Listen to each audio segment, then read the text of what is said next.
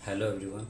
ये चैनल मैंने कोविड जब स्टार्ट हुआ था उस वक्त मैंने भी स्टार्ट किया था और मैंने उस वक्त जो है प्रॉब्लम सॉल्विंग जो है टेक्निक्स कुछ समझाने की कोशिश की थी। अपने वीडियोस के थ्रू मैंने कुछ लीड कोड या हैकर रैंक या हैकर अर्थ की प्रॉब्लम्स को मैंने सॉल्व किया था। बट मैंने ये रियलाइज़ किया कि किसी प्रॉब्लम को सॉल्व करने का एक से ज़्यादा तरीका होता है, कई तरह तरीके से इसको सॉल्व किया जा सकता है। चाहे उसका जो है जो वर्स कॉम्प्लेक्सिटी जो है उसकी सेम क्यों ना हो, ठीक है, फिर भी उसके डिफरेंट वेज हो सकते हैं। तो मैंने ये सोचा कि ये अगर हम ऐसा कर रहे हैं तो इसकी वजह क्या है, क्यों मैं ऐसा सोच पा रहा हूँ कि इस प्रॉब्लम के मल्टीपल सोल्यूशन होंगे विद सेम कॉम्प्लेक्सिटी। तो उसका रीज़न ये है क्योंकि फाउंडेशन फंडामेंटल क्लियर है। तो मैंने ये चैनल जो है अब उस डायरेक्शन में ले जाना चाहता हूँ जहाँ पर मैं जो है स्टूडेंट्स का जो फंडामेंटल है या फाउंडेशन है उसको क्लियर करने की बात करूँ। ठीक है, फाउंडेशन है क्या कंप्यूटर साइंस का। कंप्यूटर साइंस के फाउंडेशन को अगर कोई स्टूडेंट समझता है तो मुझे लगता है कि वो बेटर प्रोग्रामर बन सकता है, बेटर इंजीनियर बन सकता है। ठीक है, तो सबसे पहले मैं डिस्कस करूँगा कि कंप्यूटर साइंस का फाउंडेशन है क्या, किन सब्जेक्ट्स को हम जो है फाउंडेशन में कंसीडर कर सकते हैं। ठीक है, तो सबसे पहला जो है वो है डिजिटल लॉजिक। तो फर्स्ट इज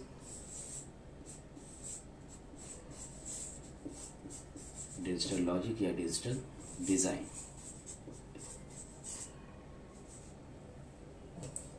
इसको डिजिटल इलेक्ट्रॉनिक्स भी कंसीडर कर सकते हैं। ठीक है, एक ही सब्जेक्ट है, एक ही चीज़ है, उसको अलग अलग नाम से हम डिफाइन कर रहे हैं। ठीक है, डिजिटल डिज़ाइन के अंदर क्या चीज़ें सिखाई जाती हैं, जो लॉजिक गेट्स हैं जैसे कि AND gate, OR gate, AND gate, NAND gate, है ना, एक्सॉर गेट, और इन सब को यूज़ करके हम किस तरीके से जो है लॉजिक के लिए सर्किट डिज़ाइन करेंगे, उसको कैसे हम जो है मिनिमाइज़ करेंगे के मैप के थ्रू या और भी जो डिफरेंट टेक्निक्स हैं उनके थ्रू कैसे हम उसको मिनिमाइज़ करें। ठीक है, तो ये जो डिजिटल डिज़ाइन है इसको अगर कोई अच्छे से पढ़ता है या उसको समझता है तो मुझे लगता है कि वो हार्डवेयर को बहुत आसानी से बहुत अच्छे तरीके से समझ सकता है, जैसे कि कंप्यूटर ऑर्गेनाइजेशन को या माइक्रो प्रोसेसर को। ठीक है, आजकल जो है बहुत छोटे छोटे मदरबोर्ड्स आ रहे हैं जो आईओटी में यूज़ हो रहे हैं, तो आईओटी की फील्ड में अगर जाना है तो वहाँ पर जो है ये नॉलेज जो है आपको बहुत सपोर्ट करेगी। ठीक है, सेकंड जो सब्जेक्ट है जिसको हम फाउंडेशन में कंसीडर कर सकते हैं वो है computer organisation and architecture.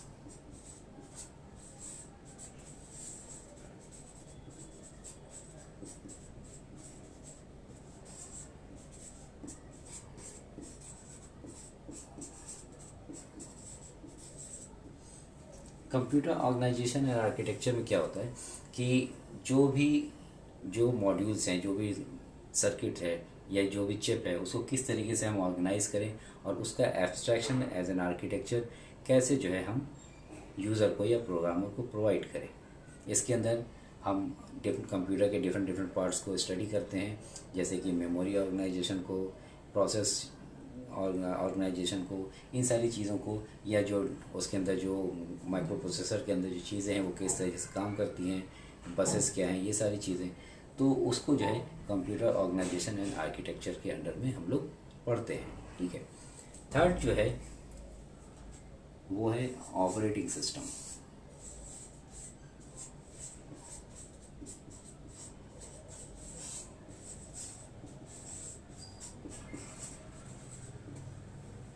Operating system एक सिस्टम सॉफ्टवेयर कह सकते हैं, ऐसा सॉफ्टवेयर है जो क्या करता है, हार्डवेयर को मैनेज करता है, जो यूज़र है उसको जो है इंटरफेस प्रोवाइड करता है, प्रोसेस को जो है मैनेज करता है, प्रोसेस की शेड्यूलिंग करता है। ठीक है, इसके अलावा जो बाकी पेरिफेरल डिवाइसेस हैं, हार्ड डिस्क हैं या और भी कुछ हैं, कैमरा है, इन सबको किस तरीके से यूज़ करना है, कैसे उससे इंटरेक्ट करना है, ये ऑपरेटिंग सिस्टम ही हमें वो फीचर प्रोवाइड करता है। तो बिना ऑपरेटिंग सिस्टम के हम हार्डवेयर को मैनेज करना हमारे लिए पॉसिबल नहीं है। ठीक है, क्योंकि हार्डवेयर जो या ऑर्गेनाइजेशन अगर हम कंप्यूटर कहें तो वो दिन ब दिन क्या हो रहा है, कॉम्प्लेक्स होता जा रहा है, नई नई डिवाइसेस आ रही हैं, नए नए जो है उसको मॉड्यूल्स हैं, उसको कैसे करना है, तो उसको ऑर्गेनाइज तो हम एक पर्टिकुलर वे में करते हैं, लेकिन ऑपरेटिंग सिस्टम उसको क्या करता है, मैनेज करता है। और मैनेज करने के साथ साथ जो यूज़र है या प्रोग्रामर है उसको जो है एक एनवायरनमेंट भी प्रोवाइड करता है जिसके थ्रू वो क्या करे, हार्डवेयर से अपना काम करा सके, उसको इंस्ट्रक्शन देके in the form of coding. ठीक, नेक्स्ट जो इसमें हम कंसीडर करेंगे वो क्या है, कंप्यूटर नेटवर्क।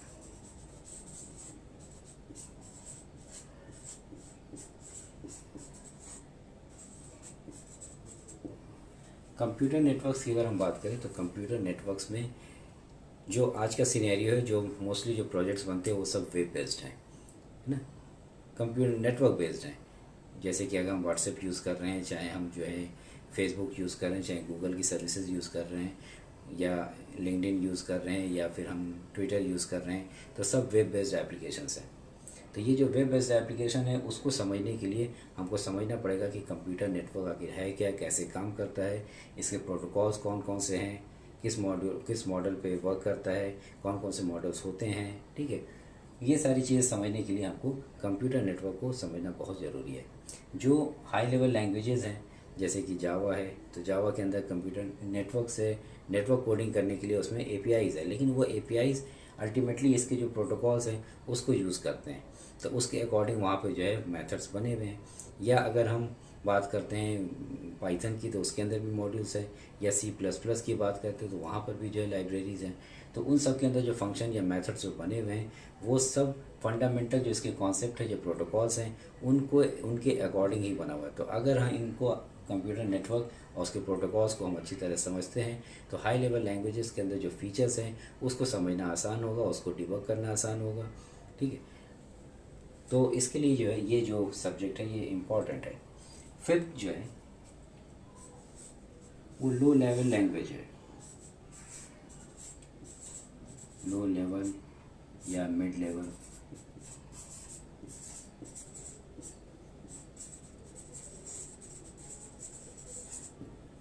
ये जो लो लेवल और मिड लेवल लैंग्वेज की जो मैं बात कर रहा हूँ, लो लेवल में मैं असेंबली को कंसीडर कर रहा हूँ और मिड लेवल में मैं सी लैंग्वेज को। सी लैंग्वेज एक ऐसा language, mother of all language कहते भी हैं इसको, because most of the language जो नए लैंग्वेजेस हैं या हाई लेवल लैंग्वेजेस जो हैं वो सी लैंग्वेज के सिंटैक्स को फॉलो करते हैं, और बहुत सारी चीज़ें जो है सी लैंग्वेज से डिज़ाइन की गई है। जैसे कि अगर हम लाइनस कर्नल की बात करें तो लाइनस कर्नल पूरी तरह से सी लैंग्वेज में लिखा हुआ है, ठीक है। इसके अलावा जितने ऑपरेटिंग सिस्टम है या हम डिवाइस ड्राइवर्स की बात करते हैं जिसके थ्रू हम क्या करते हैं, जो सॉफ्टवेयर है वो हार्डवेयर से इंटरेक्ट करता है, तो वो जो है वो सब सी लैंग्वेज से लिखे गए हैं, ठीक है। तो सी लैंग्वेज जो इसलिए, और सी लैंग्वेज में अगर आप कोड करते हैं तो सारी चीज़ें जो भी फंक्शंस वगैरह हैं वो आपको खुद बनाना पड़ेगा। बहुत लिमिटेड जो है उसकी जो लाइब्रेरी है, जिसकी वजह से लिमिटेड बट सफिशिएंट लाइब्रेरी है। तो उससे क्या हुआ कि अगर हम कोड करते हैं सी लैंग्वेज से तो हम काफ़ी कुछ सीख सकते हैं, बहुत हमारी अंडरस्टैंडिंग अच्छी हो सकती है, हमारा कमांड अच्छा हो सकता है, ठीक है। तो सी लैंग्वेज जो है मुझे लगता है कि इसको कंसीडर करना चाहिए। असेंबली लैंग्वेज की अगर जहाँ तक बात करें तो ये असेंबली लैंग्वेज, अगर आप मशीन को एक्चुअल में समझना चाहते हैं तो असेंबली लैंग्वेज पढ़िए। असेंबली लैंग्वेज क्या करता है, मशीन लैंग्वेज के करस्पॉन्डिंग है, वो क्या होता है, उसके लाइंस होती हैं या कह रहे तो उसकी मैपिंग है, ये और कुछ नहीं है। तो जो असेंबली लैंग्वेज जानता है वो समझ मशीन को भी पूरी तरह से समझ रहा है, क्योंकि इसमें हार्डवेयर लेवल पे, रजिस्टर लेवल पे कोडिंग की जाती है। तो अगर जो भी सिस्टम है उसके प्रोसेसर के रजिस्टर को समझना है, कैसे काम करता है, कैसे डेटा मूव हो रहा है, किस में जा रहा है, क्या हो रहा है, तो उसके लिए असेंबली लैंग्वेज जो है वो समझना जरूरी है। और सी लैंग्वेज को जब हम कंपाइल करते हैं तो इंटरमीडिएट लैंग्वेज की तरह वो असेंबली लैंग्वेज में कन्वर्ट होते हुए फिर मशीन लैंग्वेज में कन्वर्ट होता है, ठीक है। तो असेंबली लैंग्वेज जो है ज़रूरी है और सीखना भी चाहिए हर किसी को। इसके अलावा जो है जो सिक्स है मैं कंसीडर करूँगा वो क्या है, जो data structures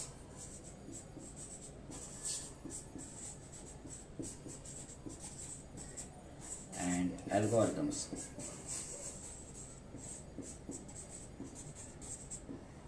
data structures and algorithms आज की डेट में इतना इम्पॉर्टेंट है कि अगर आपका इस पर कमांड है तो आप किसी भी बड़ी से बड़ी, मतलब किसी भी कंपनी में आप जा सकते हैं, क्योंकि उनको बेसिक उनकी रिक्वायरमेंट यही है कि इंसान जो भी प्रोग्रामर हम वो हायर कर रहे हैं वो या फ्रेशर हायर कर रहे हैं उसको डेटा स्ट्रक्चर एंड एल्गोरिथम आनी चाहिए, क्योंकि अल्टीमेटली सारी चीज़ें इसी पे बेस्ड हैं।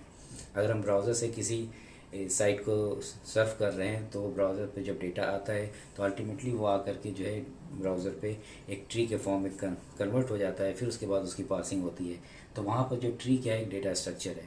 अगर हम डेटाबेस की बात करते हैं तो डेटाबेस में हमने कोई क्वेरी फायर की एसक्यूएल की, तो एसक्यूएल की क्वेरी जब फेच होकर के उसे डेटा आता है और वो रैम में स्टोर होता है, तो फिर वहाँ पर आकर के वो ट्री के फॉर्म में स्टोर होता है। ठीक है, तो हर जगह क्या है कि ये डेटा स्ट्रक्चर यूज़ होता है। तो जो भी प्रोडक्ट हम यूज़ कर रहे हैं उसके अंदर उसको डेटा को प्रोसेस करने के लिए उसको एक पर्टिकुलर फॉर्मेट में रखना पड़ेगा, वही डेटा स्ट्रक्चर्स होता है। और एल्गोरिथम जो है, जो डेटा स्ट्रक्चर्स है उस पर एक प्री डिफाइंड या वेल स्टडीड जो है कोड है या तरीका है जिसके थ्रू हम क्या करते हैं उस पर्टिकुलर डेटा स्ट्रक्चर को प्रोसेस कर सकते हैं। मैंने देखा है बहुत सारे स्टूडेंट जो है डेटा स्ट्रक्चर एल्गोरिथम्स को डायरेक्टली वो C++ से या जावा से सीखने की कोशिश करते हैं, जो कि मेरे हिसाब से एक गलत अप्रोच है। क्योंकि अगर आप C++ से लर्न कर रहे हैं तो उसके अंदर लाइब्रेरी है, STL है। ठीक है, STL को यूज़ करते हैं, उसके अंदर लीनियर डेटा स्ट्रक्चर ऑलरेडी उसके करस्पॉन्डिंग क्लासेस या टेम्पलेट वहाँ पहले से बनी हुई हैं। जावा के अंदर भी यही चीज़ है, API के अंदर जो है क्लासेस बनी हुई हैं उसके लिए। तो मैंने देखा स्टूडेंट्स क्या करते हैं, उसको यूज़ करना शुरू करते हैं, वो खुद से चीज़ों को इम्प्लीमेंट नहीं करते। फॉर एग्जांपल लिंक लिस्ट है या उससे भी बेसिक में डायनेमिक एरे की बात करूँ तो डायनेमिक एरे के लिए C++ में वेक्टर है, जावा में एरे लिस्ट है, वेक्टर भी है जावा में। तो वो क्या है कि डायनेमिक एरे कैसे काम करता है, कैसे इम्प्लीमेंट खुद से करना है, ये स्टूडेंट नहीं सीख पाएगा जब तक कि वो जो है लो लेवल या मिड लेवल लैंग्वेज को यूज़ नहीं करता। तो डायनेमिक एरे अगर बनाना है तो उसके लिए क्या कीजिए, आप C लैंग्वेज यूज़ कीजिए, वहाँ से बना के देखिए कैसे ये बनता है, क्या होता है, क्या इसकी पीछे फिलॉसफी है। ठीक है, एल्गोरिथम्स में भी मैंने देखा है कि जो जावा या C++ यूज़ करके डायरेक्टली इम्प्लीमेंट करते हैं तो उसमें प्री डिफाइंड जो है क्या है, एल्गोरिथम्स है या फंक्शंस हैं या मेथड्स हैं, उसको वो कॉल करते हैं और कॉल करके कहते हैं कि हमने ये चीज़ इंप्लीमेंट कर ली, प्रॉब्लम सॉल्व कर लिया। बट आपने प्रॉब्लम सॉल्व नहीं किया, आपको बस पता था कि ऐसे होगा और उसको करने के लिए आपने कोड नहीं किया। आपने क्या किया, वहाँ का फंक्शन कॉल कर लिया, उसमें जो है डेटा पास कर दिया, उसने कर दिया। शॉर्ट करने के लिए शॉर्ट फंक्शन है C++ में, हमने क्या किया, एरे उसमें पास कर दिया तो शॉर्ट कर दिया उसने। तो ये चीज़ जो है मेरे हिसाब से गलत है। तो अगर डेटा स्ट्रक्चर एंड एल्गोरिथम्स को वाकई लर्न करना है, उसके फाउंडेशन को समझना है, ठीक है, क्योंकि वो जो फंक्शंस जो आप कॉल कर रहे हैं वो लैंग्वेज टू लैंग्वेज वेरी करेगा। C++ में कुछ और होगा, जावा में कुछ और होगा, हो सकता है जावा में वो हो ही ना, है ना, या किसी दूसरे लैंग्वेज वो फीचर हो ही ना। तो उस केस में आप कैसे करेंगे, आपको खुद से इम्प्लीमेंट करना पड़ेगा। लेकिन अगर आपने सारी चीज़ें खुद से इम्प्लीमेंट करके सीखी हैं तो आप किसी भी लैंग्वेज में काम कर सकते हैं। आपको पता है कि ये चीज़ ऐसे करना पड़ेगा, तो अगर उसमें इनबिल्ट फीचर है तो उसको कॉल कर लिया प्रोडक्शन जब आप इंडस्ट्री में जाएंगे, नहीं तो खुद से इम्प्लीमेंट कर लेंगे। आप लैंग्वेज पे डिपेंडेंट नहीं है कि इसके अंदर ये फीचर है या नहीं है। ठीक है, तो इसलिए जो है मेरे हिसाब से इसको C से जो है सीखना चाहिए। सेवन्थ जो इसमें मैं कंसीडर करता हूँ वो है डेटाबेस।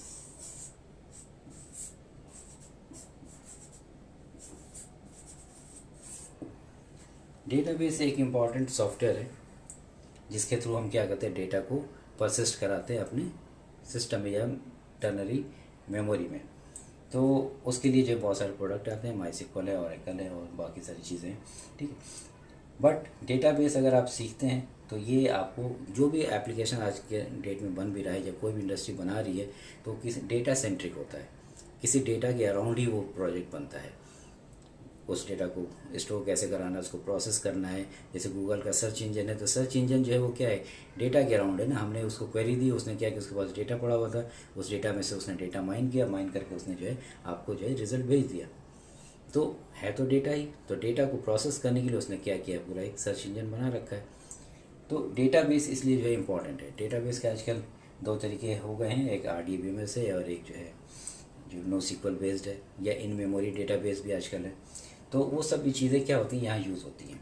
ठीक, तो ये भी एक फंडामेंटल है, फाउंडेशन है, इसको पढ़ना चाहिए। ठीक है, तो टेक्निकल में अगर ये सारी चीज़ें कोई पढ़ता है और एज अ फ्रेशर वो इन सब लैंग्वेजेस या इन सब सब्जेक्ट्स में अगर वो कमांड करता है तो मुझे लगता है कि वो एक बेटर प्रोग्रामर बन सकता है और एक बेटर कोडर होगा, बेटर डिबगर होगा। तो उसको प्रॉब्लम नहीं आएगी चीज़ों को समझने में, चीज़ों को इम्प्लीमेंट करने में, सारी चीज़ों स्क्रैच से सोचेगा और उसको वो सॉल्यूशन जो है प्रोवाइड करेगा। ठीक है, अब अगर हम ये पढ़ते हैं, पहली बात जब मैं इसको पढ़ाऊँगा तो ये कोई थ्योरेटिकल नॉलेज नहीं होगी, है ना। ये इंपॉर्टेंट है कि थ्योरेटिकल नॉलेज मैं नहीं प्रोवाइड करने वाला। थ्योरेटिकल नॉलेज मैं दूंगा, उसके साथ साथ सिर्फ थ्योरेटिकल नॉलेज नहीं प्रोवाइड करूंगा, थ्योरेटिकल नॉलेज के साथ साथ उसको प्रैक्टिकली इम्प्लीमेंट करके देंगे। और उसको प्रैक्टिकली इन सारे सब्जेक्ट्स को प्रैक्टिकली इम्प्लीमेंट करने के लिए जो लैंग्वेज मैं कंसीडर करने वाला हूँ वो है सी लैंग्वेज। सी लैंग्वेज के थ्रू हम डिजिटल लॉजिक सारे परफॉर्म करके दे सकते हैं, कंप्यूटर ऑर्गेनाइजेशन को समझ सकते हैं, कोड करके देख सकते हैं, ठीक है, कि क्या चीज़ कैसे, हार्डवेयर कैसे काम कर रहा है, क्या हो रहा है, ठीक है।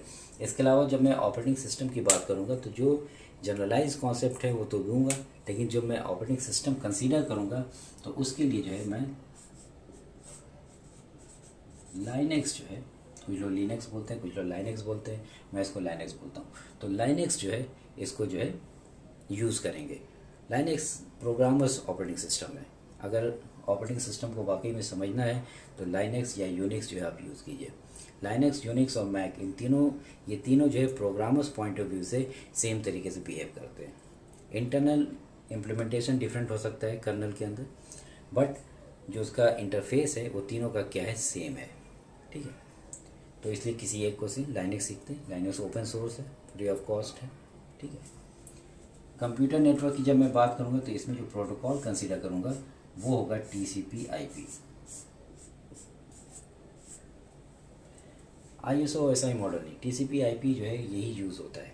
कंप्यूटर नेटवर्क के अंदर जो यूज़ होने वाला प्रोटोकॉल है वो TCP/IP है।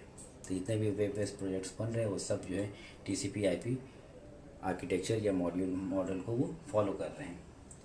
लैंग्वेज मैंने बता दिया कि सी लैंग्वेज और असेंबली की बात करूँगा मैं।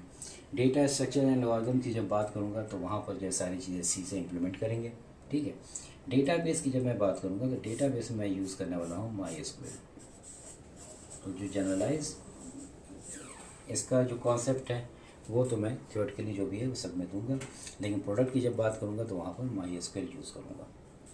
होता क्या है, जैसे ऑपरेटिंग सिस्टम की मैं बात करूँ तो ऑपरेटिंग सिस्टम में जो जनरलाइज कॉन्सेप्ट है वो दे दिए गए हैं। वो अलग अलग ऑपरेटिंग सिस्टम डेवलप हुआ है। तो कोई जैसे प्रोसेस शेड्यूलिंग की बात करें तो लाइनेक्स अलग तरीके से करता है, मैक अलग तरीके से करता है, विंडोज़ अलग तरीके से करता है। तो ये जो अलग अलग तरीके हैं ये जो है बुक में दी होती है। लेकिन जो अगर हम लाइनेक्स की बात करें तो वो कोई एक ही जो है जो प्रोसेस शेड्यूलिंग का जो कॉन्सेप्ट है उसको यूज़ कर रहा होगा, तो उसको समझेंगे कि लाइनेक्स कैसे ये कर रहा है, ठीक है। तो ये सारी चीज़ें हैं। अब बात ये आती है कि अगर हम इसको प्रैक्टिकली पढ़ते हैं या इम्प्लीमेंट करते हैं, कोड करते हैं, तो हमारा करियर किधर जाएगा, क्या कर सकते हैं। तो एज अ फ्रेशर सबसे पहले जो सबके दिमाग में होता है वो होता है जॉब। तो डेफिनेटली जॉब आपको मिलेगी, इसी के थ्रू मिल सकती है, बट इसमें आपको थोड़ा सा एक्सटेंशन करना पड़ेगा कि इसमें जो है कोई भी हाई लेवल लैंग्वेज जो ऐड कर लीजिए। हाई लेवल लैंग्वेज कोई एक, सारे नहीं।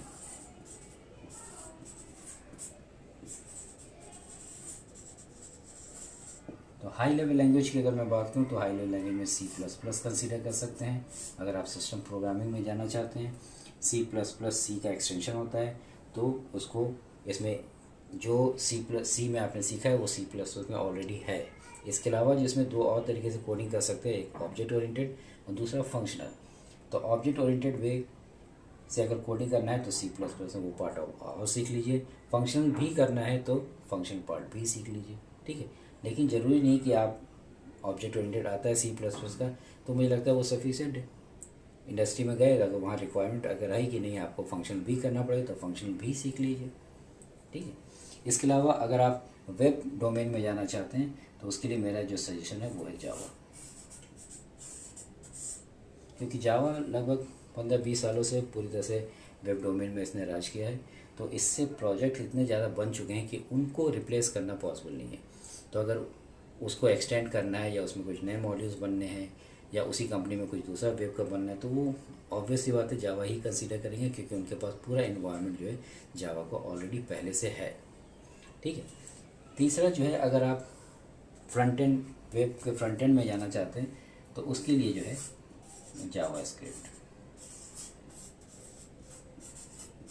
जावास्क्रिप्ट के थ्रू आजकल बैकएंड भी बनता है, उसके लिए Node.js है। बट बिलीव मी, Node.js जो है कॉम्प्लेक्स प्रोजेक्ट में जहाँ बात आती है वहाँ पर जो है जावा को रिप्लेस करना बहुत मुश्किल है, ठीक है। तो वो छोटे प्रोजेक्ट्स हो सकते हैं, मिड लेवल प्रोजेक्ट्स हो सकते हैं, ठीक है। इसके अलावा जो है अगर आपको डेटा साइंस में जाना है तो उसके लिए फिर जो सजेशन है वो है पाइथन। तो मेरे हिसाब से इसमें से कोई एक लैंग्वेज आप सेलेक्ट करें और उसके बाद जो है आप जॉब रेडी हो, ठीक है। तो इतना आपको पढ़ना है, इसके अलावा कोई एक लैंग्वेज, चाहे वो C++ हो, चाहे जावा हो, चाहे जावा स्क्रिप्ट हो, चाहे पाइथन, ठीक है। इनफैक्ट सी से भी आप जो है अब वेब प्रोजेक्ट्स बना सकते हैं यूजिंग वेब असेंबली, ठीक है। तो वेब असेंबली अगर आप सीख लेते हैं तो आपको कोई नया लैंग्वेज सीखने की ज़रूरत नहीं है, बट अभी देखना पड़ेगा कि इंडिया के अंदर उसका मार्केट कैसा है, ठीक है। आने वाले समय में उसका होगा, ठीक है। एक और लैंग्वेज है, रस्ट की भी बात होती है आजकल, ठीक। लेकिन फ़िलहाल सिनेरियो में आप इसमें से कोई एक लैंग्वेज सीखें, ठीक है। सेकेंड, अगर आप गेट क्वालिफाई करना चाहते हैं तो ये गेट का सिलेबस है। गेट में प्रॉब्लम क्या होती है, बहुत सारे स्टूडेंट जो है पूरे इंडिया से जो है इसके लिए अपीयर होते हैं, बट वो क्वालिफाई नहीं कर पाते हैं। क्यों? क्योंकि उनकी जो नॉलेज है वो जो है प्रैक्टिकल नहीं है, थ्योरेटिकल नॉलेज है। बोर्ड पे बस समझा दिया गया, उसने समझ लिया, और उसके जब वहाँ पर जो ट्विस्ट है, जो प्रैक्टिकली कोई चीज़ होती है उसको वहाँ पे डाल दिया जाता है, तो वो प्रॉब्लम फिर सॉल्व नहीं कर पाते, ठीक है। और थ्योरेटिकल नॉलेज को माइंड में रख पाना ये भी बहुत मुश्किल होता है। अगर आपने किसी चीज़ को प्रैक्टिकली करके देख लिया है तो वो आपके माइंड में हमेशा के लिए रह जाएगा। लेकिन आपने कहीं कोई चीज़ पढ़ी है तो, और अगर आप उसको लगातार नहीं पढ़ रहे हैं तो फिर क्या होगा, वो आपके माइंड से चला जाएगा, ठीक है। तो मेरे हिसाब से ये एक बेटर अप्रोच होगा गेट का। थर्ड जो है, अगर आप कोडिंग कंपटीशन में इंटरेस्टेड हैं, ठीक है, बहुत सारे साइट्स हैं, जैसे गूगल का कोडिंग कंपटीशन होता है, फेसबुक का कोडिंग कंपटीशन होता है, ठीक है। इसके अलावा और भी बहुत सारे हैकर रैंक पे भी जो है बहुत सारे कोडिंग कॉम्पिटिशन्स होते रहते हैं। अगर आप उसमें इंटरेस्टेड हैं तो भी ये सफिशिएंट है, ठीक है। इसके थ्रू आप क्या कर सकते हैं,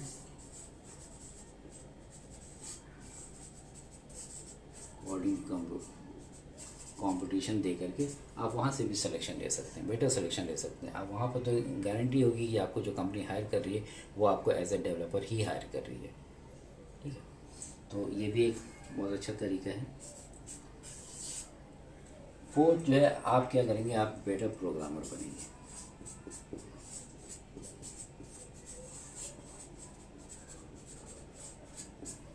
जिसका फाउंडेशन क्लियर होगा, ऑब्वियस सी बात है उसकी अंडरस्टैंडिंग अच्छी होगी, वो कोड को अच्छे से समझ पाएगा, कोड को अच्छे से लिख पाएगा, प्रॉब्लम आएगी तो उसको आसानी से डिबग कर लेगा, ठीक है। तो इसके लिए जो है ये बहुत इम्पोर्टेंट है। और फिफ्थ जो है, सीडैक।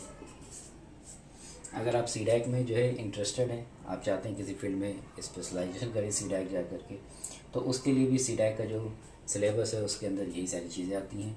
उसमें अगर आप कंप्यूटर साइंस से हैं तो operating system, computer network, data structure and algorithms, और इसके अलावा जो है सी लैंग्वेज, यही टेक्निकल उसका सिलेबस है। साथ ही साथ जो है इसको आपको इसमें एप्टी ऐड करना पड़ेगा। तो सीडैक के लिए आपको क्या करना पड़ेगा, एप्टी जो है ऐड करना पड़ेगा, ठीक है। गेट के लिए भी आपको एप्टी ऐड करना पड़ेगा, ठीक है। जॉब में भी कई जगह क्या होता है कि एप्टीट्यूड जो है पूछते हैं, तो वहाँ पर भी है। तो एप्टी मुझे लग रहा है कॉमन चीज़ है, तो एप्टी भी इसके साथ कर लेना चाहिए, ठीक है। तो मैं जब अपने क्लासरूम में जब पढ़ाता हूँ तो यही सारी चीज़ें कराता हूँ, ये कराता हूँ, ये कराता हूँ, एप्टी कराता हूँ, ठीक है। तो उससे क्या होता है, मैंने देखा कि सक्सेसफुल है। तो ये जो है ये आपका अचीवमेंट होगा। आपको जो इसमें से आपको बनना है आप इसके थ्रू बन सकते हैं, बट यही है कि आपको क्या करना है, सही तरीके से जो है काम करना है। ये नहीं कि सारी चीज़ें सीखनी है। गेट क्वालिफाई क्यों नहीं कर पाते हैं लोग, क्योंकि वो सारे सब्जेक्ट पे कमांड करना चाहते हैं और उसको क्वालिफाई 25 मार्क्स नहीं ला पाते हैं। तो उसका रीज़न यही है, क्योंकि वो सारे सब्जेक्ट को एक तो थियोरेटिकली पढ़ते हैं, बहुत सारा सिलेबस कर लेते हैं अपने, और उसको बार बार पढ़ने की कोशिश करते हैं, नहीं टाइम मिल पाता है, तो फिर वो क्वालिफाई भी नहीं कर पाते, अंडरस्टैंडिंग नहीं बन पाती उनकी, ठीक है। तो अगर ये सारी चीज़ें आप करते हैं तो मुझे लगता है कि वो एक फ्रेशर के लिए इससे बेटर ऑप्शन हो नहीं सकता, ठीक, तो इसको जो है ऑप्ट करना चाहिए। दूसरी चीज़ ये कि जब मैं स्टार्ट करूँगा इसको पढ़ाना, तो ऐसा नहीं होगा कि मैं एक बार में डिजिटल डिज़ाइन पढ़ाऊँ, फिर अगली बार में जो है कंप्यूटर नेटवर्क पढ़ाऊँ, फिर सी पढ़ाऊँ, ऐसा नहीं है। मैं सारी चीज़ों को क्या करूँगा, इस सी लैंग्वेज के थ्रू इम्प्लीमेंट करूँगा। तो सबसे पहले मैं क्या करूँगा, सी लैंग्वेज। सबसे पहले तो मैं क्या करूँगा, थोड़ा सा जो है लाइनक्स ऑपरेटिंग सिस्टम के बारे में कुछ कमांड्स बताऊँगा, ताकि जो आप उसको ऑपरेट कर सके ईजिली। फिर उसके बाद सी लैंग्वेज पे आएंगे, फिर उसके बाद थोड़ा सा हार्डवेयर भी बताऊँगा। तो ऐसा करके मिक्स करते हुए जो है मैं ये चीज़ जिसकी जहाँ ज़रूरत होगी, जो जिस सीक्वेंस में पढ़ना चाहिए, वो चीज़ उस सीक्वेंस में वहाँ आएगी। जब मैं सी लैंग्वेज पढ़ाऊँगा तो हो सकता है कि उसमें कंप्यूटर ऑर्गेनाइजेशन का भी कुछ पार्ट है, जैसे कि नंबर सिस्टम, ठीक है, मेमोरी मैनेजमेंट, ऑपरेटिंग सिस्टम की कुछ बात करने लगूँ, प्रोसेस की बात करने लगूँ, प्रोसेस मैनेजमेंट की कुछ बात करने लगूँ, ठीक है। तो इस तरीके से कुछ डेटा स्ट्रक्चर की मैं बात करूँगा। बेसिक जो कोडिंग होगी डेटा स्ट्रक्चर की, वो मैं सी लैंग्वेज पढ़ाते वक्त ही करा दूँगा, ठीक है। कुछ एल्गोरिथम्स करा दूँगा, फिर धीरे धीरे करके बस जैसे जैसे अंडरस्टैंडिंग बढ़ती जाएगी, वैसे वैसे चीज़ें जो है आती जाएंगी। तो यहाँ पर जो है पढ़ने का जो सही तरीका है वो यही है। ये नहीं कि आपने अलग अलग सब्जेक्ट को अलग अलग कंसिडर करके पढ़ लिया, तो उससे जो है वो तभी जो है वो चीज़ हो नहीं पाती है। तो इन सारी चीज़ों को मिक्स करके पढ़िए, उसी सीक्वेंस में पढ़िए, उसको सॉल्व करते रहिए, उसको कोड करते रहिए। कोडिंग बहुत इंपॉर्टेंट है। कोडिंग अगर आप नहीं करेंगे तो इन सारी चीज़ों को आप समझ नहीं पाएंगे, ठीक है। तो उस पर फोकस करेंगे। और दूसरी बात ये कि अगर मैं सी लैंग्वेज पढ़ा रहा हूँ या जो भी है, जो भी सब्जेक्ट कभी भी मैं पढ़ाऊँगा जब सामने आएगा, तो उसके लिए जो बुक्स होंगी वो मैं रेकमेंड करते हुए चलूँगा। तो अगर मैं सी लैंग्वेज की बात करूँ तो सी लैंग्वेज के लिए जो है मैं ये बुक रिकमेंड करता हूँ, ठीक है। डेनिस रिची की है, ठीक है, Cunningham and Dennis Ritchie. Dennis Ritchie जो जिन्होंने सी इन्वेंट किया था, ये इसका सेकंड एडिशन है, ये लास्ट एडिशन भी था, अभी तक इसके बाद नहीं आया। तो ये जो सी लैंग्वेज का इन्होंने किया, ये आंसी सी, बाद में इसको C89 भी कहते हैं। तो C89 यही जो यूनिवर्सिटी में, इंडियन यूनिवर्सिटीज़ में पढ़ाई जाती हैं। तो उसके लिए ये बुक अवेलेबल है, उसके क्रिएटर की बुक अवेलेबल है। फिर भी मैंने देखा लोग इसको कम पढ़ते हैं, जब यूनिवर्सिटीज़ में भी इसको रिकमेंड कम करते हैं। C89 की ये कंप्लीट बुक है, इसको बाइबल भी कहते हैं, बाइबल ऑफ C89। तो मुझे लगता है कि इसको पढ़ना चाहिए। इससे अच्छी बुक जो है मुझे नहीं लगता कि कोई है, कंप्लीट बुक है ना, ठीक है। तो ये जो बुक है ये मेरी तरफ से रिकमेंडेड है, ठीक है। सेकंड बुक जो सी के लिए मैं रिकमेंड करूँगा वो ये है, the practice of programming, again by Brian Kernighan and Rob Pike. Rob Pike वो है जो गो प्रोग्रामिंग लैंग्वेज में भी उस टीम के ये पार्ट है, ठीक है। तो ये लोग वो तब से जब यूनिक्स इन्वेंट हुआ था, तो Cunningham, Pike, Dennis Ritchie, Ken Thompson, ये सब यूनिक्स जब इन्वेंट हुआ था, कैन थॉम्सन इन्वेंटर थे यूनिक्स से। तो ये सब उस समय के लोग हैं और आज तक एक्टिव है। रॉब पाइक जो है इस वक्त जो है गूगल में है, और कनिंघम जो है इस वक्त प्रिंसटन यूनिवर्सिटी में प्रोफेसर हैं, क्योंकि ये बेल लैब से 2000 में रिटायर हो गए थे उसके बाद से, ठीक है। तो ये बुक, सी वाली जो बुक है वो क्या बताती है, सी लैंग्वेज के बारे में, सी लैंग्वेज है क्या, उसमें क्या क्या फीचर्स हैं। ये बुक बताती है कि सी लैंग्वेज से अगर आप कोड कर रहे हैं तो उसको कैसे डिबग करें, कैसे टेस्ट करें, कैसे उसकी प्रोफाइलिंग करें, ठीक है। तो ये उसको यूज़ करने की आपको जो है फैसिलिटी, जो भी फीचर है, जो भी तरीका है वो ये बताती है। तो ये बुक मुझे लगता है कि बहुत अच्छी बुक है, इसको हर किसी को पढ़ना चाहिए, ठीक है। तो इसमें थोड़ी बहुत C++ की बात की गई, तो वो पार्ट आप ना करें। इसमें जो बुक के अंदर जो ये जो चैप्टर्स हैं, डिबगिंग, टेस्टिंग, परफॉर्मेंस, ठीक है, पोर्टेबिलिटी, ये सब जो चैप्टर्स हैं ये बहुत इंपॉर्टेंट है। इसके अलावा जो पहला चैप्टर है कि उसको कैसे आप वेरिएबल डिक्लेयर करें, कैसे जो है फंक्शन का नाम डिक्लेयर करें, ये सारी चीज़ें। तो मुझे लगता है कि ये दो बुक जो है आपको कंसिडर करनी चाहिए अगर आपको सीखना है तो नेक्स्ट लेक्चर से मैं आपको जो है सी लैंग्वेज स्टार्ट करूँगा। पहले थोड़ी हार्डवेयर की बात, थोड़ी लाइनक्स की बात, फिर सी लैंग्वेज की बात।